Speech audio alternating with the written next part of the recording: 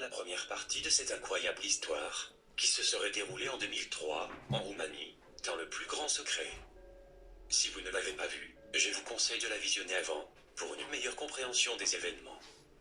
Après la découverte d'une structure artificielle souterraine, à l'intérieur des monts Bucegi, le département 0, une section spéciale des services secrets roumains, des militaires américains se servant d'une technologie spéciale de forage, et un spécialiste roumain, doué de facultés paranormales, ont réussi à accéder à l'intérieur de cette structure d'origine inconnue, contenant une technologie très avancée, protégée par des barrières énergétiques. Découvrez maintenant ce qu'ils ont trouvé quand ils ont pénétré à l'intérieur d'une salle de projection holographique, où se trouvaient également 3 mystérieux tunnels.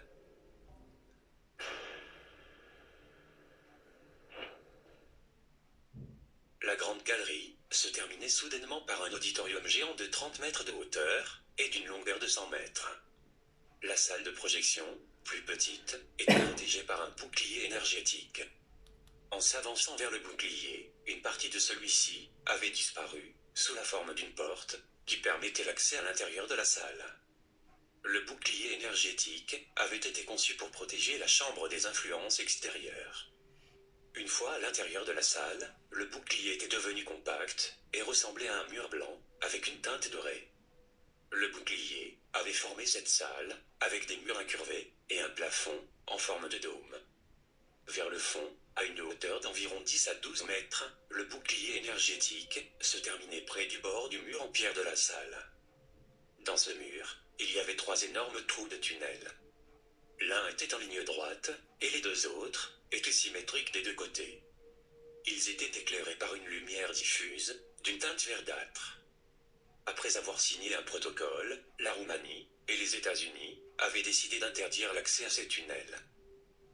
Une série de 5 énormes tables en pierre avaient été disposées à droite et à gauche de la salle, le long des murs, en suivant leur courbure. Les tables mesuraient environ 2 mètres de hauteur. Les plateaux des tables avaient des reliefs découpés avec précision, avec différents signes, d'une écriture inconnue et des caractères qui ressemblaient à une ancienne écriture cunéiforme. L'écriture contenait également des symboles plus généraux, tels que des cercles et des triangles. Bien que les plateaux n'avaient pas été peints, ils émanaient une lumière fluorescente, rayonnant de certaines couleurs, différentes pour chaque table. Sur certaines de ces tables, il y avait aussi différents objets, qui semblaient être des outils techniques. Parmi ces outils, des fils blancs translucides descendaient au sol et entraient dans des boîtes rectangulaires argentées brillantes. Ces boîtes avaient été placées directement sur le sol. En y regardant de plus près, les câbles semblaient extrêmement flexibles et légers, et des impulsions lumineuses pouvaient être vues, circulant sur toute leur longueur. À chaque fois que quelqu'un s'approchait des tables, une projection holographique était automatiquement activée, présentant des aspects d'un domaine scientifique particulier. Les images en 3 dimensions étaient parfaites et avaient une hauteur d'environ 2 mètres et demi. Les projections étaient automatisées et s'exécutaient seules, mais en même temps, elles étaient interactives et changeaient en fonction des signes touchés sur la surface des tables. En raison de la très grande dimension des tables, les scientifiques utilisèrent des trépieds spéciaux pour être à la bonne hauteur. Lors d'un examen plus approfondi, ils remarquèrent qu'un matériau vitreux et sombre recouvrait le dessus des tables. Ce matériau était divisé en plusieurs grands carrés, délimités par des lignes droites qui formaient une sorte de grille. L'une des tables contenait des informations du domaine de la biologie et projetait des images de plantes et d'animaux, dont certaines étaient complètement inconnues des scientifiques. Après avoir touché l'un des carrés, un hologramme présentant la structure du corps humain avait été activé. L'hologramme était constamment en rotation, mettant en évidence diverses zones du corps humain. En touchant d'autres carrés, cela activait des projections holographiques montrant des extraterrestres provenant d'autres systèmes planétaires. En touchant simultanément 2 carrés différents, une analyse scientifique complexe se déclenchait, montrant l'ADN des 2 espèces et les possibilités de compatibilité entre elles. Sur les côtés, en ligne verticale, il y avait des explications écrites dans le même alphabet extraterrestre. À la fin de la simulation, un croisement entre les 2 espèces s'affichait. À en juger par la taille de tous les objets de la salle de projection, les créateurs de l'édifice semblaient logiquement avoir été très grands. Précédemment, une confirmation de l'existence de géants sur Terre dans un lointain passé, avait été faite suite à la découverte de squelettes humanoïdes de très grande taille, trouvés en Roumanie. Cette information avait pu être trouvée dans un journal appelé Ziarul. Dans ce journal, on pouvait lire ceci.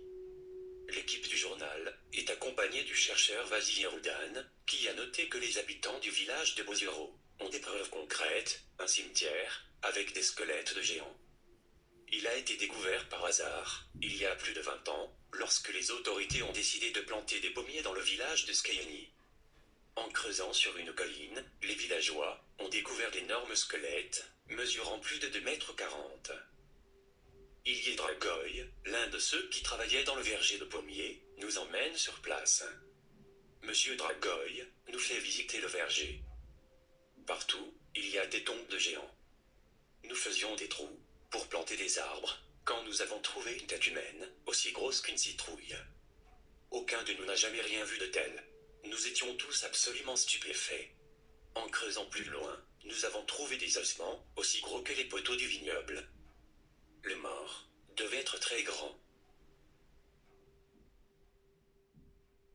La salle de projection contenait des informations détaillées dans des domaines tels que la physique, la cosmologie, l'astronomie, l'architecture, la technologie, la biologie, la génétique et même la religion. La salle contenait tellement d'informations qu'elle avait été comparée à une bibliothèque. Au milieu de la salle, il y avait une zone semblable à un podium qui contenait un appareil intéressant. Les scientifiques ont émis l'hypothèse qu'il s'agissait peut-être d'un dispositif permettant d'améliorer diverses fonctions cérébrales. À côté, il y avait un panneau de commande recouvert de divers symboles géométriques de différentes couleurs. Il y avait également de leviers coulissants et un bouton rouge au centre du panneau, au-dessus de toutes les autres commandes. Une simulation holographique expliquait l'objectif du bouton.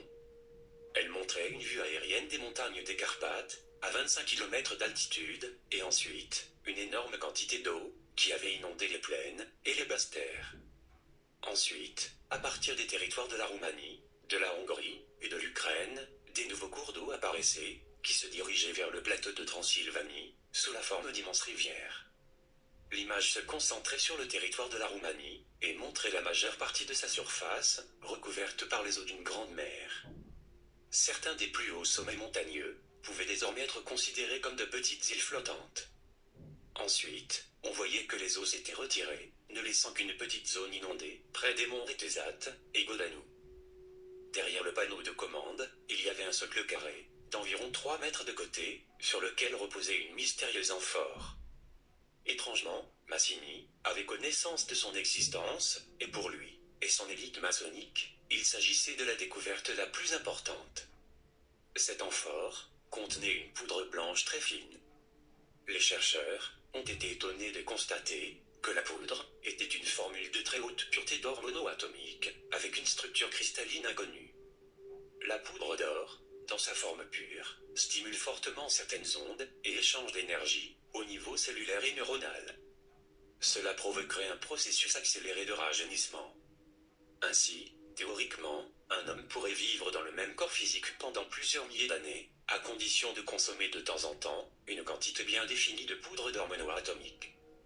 Cela expliquerait de nombreux aspects déroutants de l'incroyable longévité de certaines personnalités importantes et révèle une partie des intentions cachées de l'élite mondiale. Derrière l'amphore, au milieu de la place, il y avait un énorme dôme qui projetait des hologrammes. Il montrait les principaux aspects du passé le plus lointain de l'humanité, dès ses débuts. César a expliqué que selon les images projetées par l'hologramme, environ 90% de l'histoire officielle de l'humanité est fausse et contrefaite. La théorie évolutionniste de Darwin est également complètement fausse. La véritable origine de l'homme était représentée sous une forme holographique condensée. Cela peut sembler incroyable, mais en réalité, ce qui est actuellement considéré comme étant vraiment arrivé dans notre histoire ne l'a jamais été, alors que les soi-disant mythes et légendes sont presque tout entièrement vrais. De plus, la plupart des théories archéologiques sont fausses. Par exemple, les dinosaures n'ont pas disparu il y a 65 millions d'années, et les anciens continents de la Lémurie et de l'Atlantide ont vraiment existé. Cette étrange inversion a causé de nombreux problèmes et conflits entre les peuples de notre passé récent. Pour une datation correcte des événements présentés, une carte des étoiles, correspondant à cette période, avait été projetée en arrière-plan. En étudiant la période couverte par les projections holographiques, qui étaient étendues sur plusieurs centaines de milliers d'années, et en se basant sur le cycle de précession de la Terre, qui est de 25 920 ans, on pouvait en déduire la date exacte de tous ces événements. Selon ces informations, les monts Buseji seraient donc vieux, d'environ 50 à 55 000 ans. César a vu ce qui s'était passé pendant le soi-disant grand déluge et l'origine de la civilisation humaine. Mais il a décidé de ne pas le révéler, car selon lui, ces révélations seraient trop choquantes pour la mentalité, les croyances et les connaissances actuelles de l'humanité. Personnellement, je pense que des gens comme lui sont également responsables de l'état actuel de méconnaissance et de latence de l'espèce humaine. On nous a menti et manipulés pendant des millénaires, et dès que nous sommes proches de la vérité, quelqu'un décide que nous ne sommes pas encore prêts à l'entendre. C'est une approche arrogante et égoïste. Les gens sont aussi prêts aujourd'hui qu'ils ne le seront jamais, et plus te sera révélé la vérité, mieux ce sera. Avoir plus de pièces du puzzle leur fera accepter la vérité plus facilement, et, plus important encore, les convaincra de prendre des mesures contre les manipulateurs et les esclavagistes. Lors des projections holographiques, des images montrant l'existence de Jésus et sa crucifixion ont également été présentées. Ces images troublantes révélaient que beaucoup de ceux qui avaient été témoins de la crucifixion venaient d'autres périodes historiques. Ils portaient le même genre de vêtements que le reste des gens, mais leurs traits faciaux étaient différents, alors ils se couvraient constamment le visage.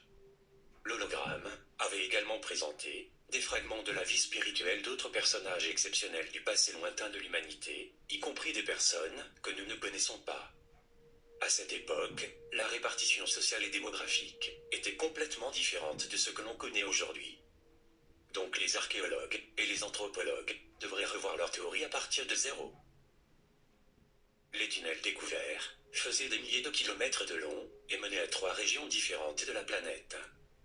Celui de gauche connectait la base roumaine à une base souterraine, quelque part en Égypte, qui, en 2003, restait encore à découvrir, mais qui a été par la suite découverte et explorée. Le tunnel de droite conduisait à une structure similaire, mais plus petite, dans le plateau tibétain. Ce tunnel avait 3 ramifications secondaires. L'une d'entre elles conduisait à une zone souterraine, près de la ville roumaine de Buzău, près des montagnes des Carpates. Une autre se dirigeait vers la base irakienne déjà mentionnée dans la vidéo précédente, tandis que la ramification finale menait à une base souterraine dans le désert de Gobi, en Mongolie.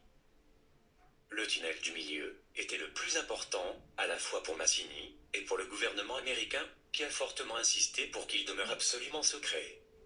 Ce tunnel descendait vers des profondeurs extrêmes, vers un véritable monde souterrain, situé à l'intérieur de notre planète.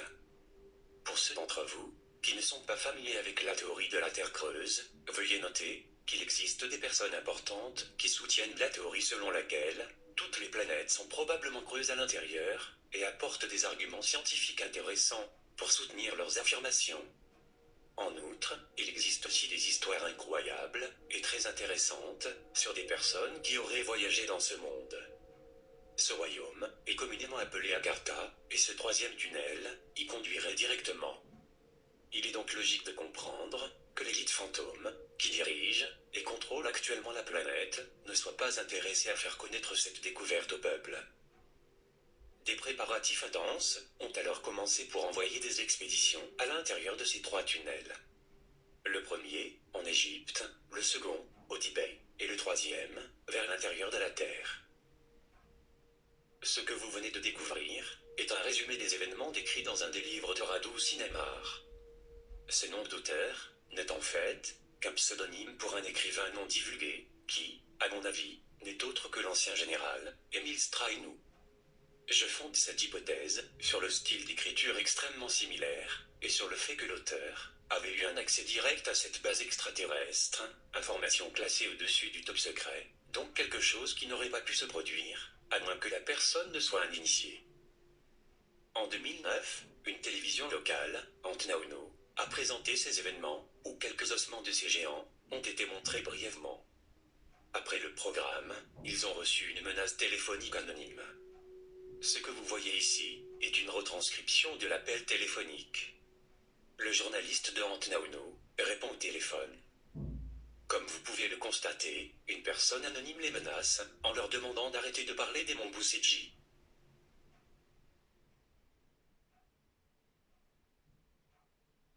Pour conclure cette vidéo, on peut dire que nous vivons dans un monde de mensonges et d'illusions, que beaucoup de choses incroyables sont cachées au public, et comme l'a déclaré l'ancien général roumain, Emil Strainu, une seule chose est sûre.